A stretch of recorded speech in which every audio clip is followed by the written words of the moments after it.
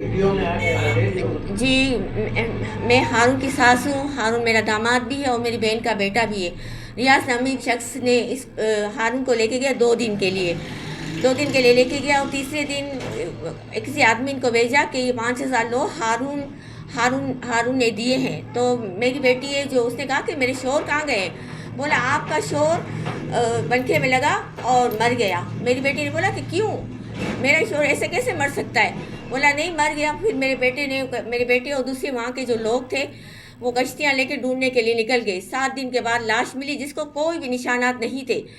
उसने कातिल ने बताया कि इसको पंखा लगाए, जबकि पत्थर बांधे गए थे। 7 दिन के बाद लाश मिली और लाश की कंडीशन ऐसी थी, उसमें बदबू आ रही थी।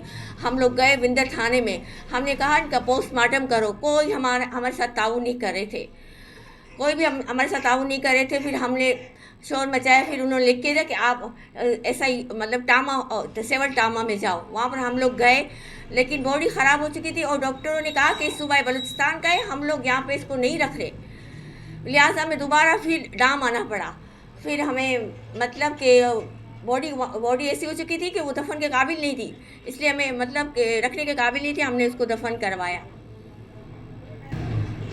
अच्छा, वो कातिल कौन है और कातिल गिरफ्तार हुए हैं या नहीं? हाँ, कातिल एक और रियाज नामी जो शख्स था वो गिरफ्तार हो चुका है, लेकिन 2 और जो इनके साथ थे उनको पुलिस ने गिरफ्तार नहीं किया। जबकि वो हमने पुलिस को बताया कि भाई ये भी इनके साथ मिले हुए हैं, लेकिन पुलिस कोई एक्शन उठा ही नहीं रही। बस वो बोलती घरों के अंदर बैठे, हम घरों के अंदर कैसे जाएं। बस इसी तरह पुलिस कह रही है एफ आई आर कटा गया। इसके बाद भी पुलिस कोई एक्शन नहीं उठा रही, क्योंकि पुलिस ने पैसे खाए हैं।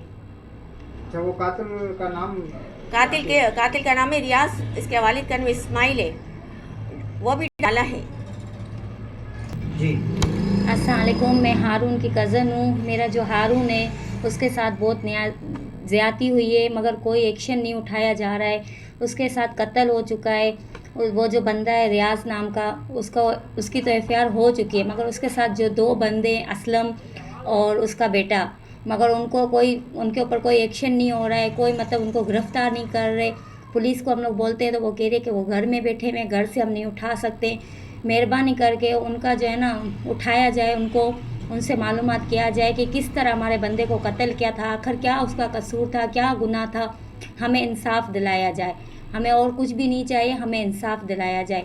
ये एफआईआर है उनकी। एफआईआर एक बंदे की कट चुकी है, बाकी 2 बंदे लापता हैं। मेहरबानी करके उनको पकड़ा जाए और जो है ना हमें इंसाफ दिलाया जाए। हमारी जो है ना गवर्नमेंट से, सबसे डीआईजियों से, सबसे हमारी अपील यही है, मेहरबानी करके हमें इंसाफ दिलाया जाए।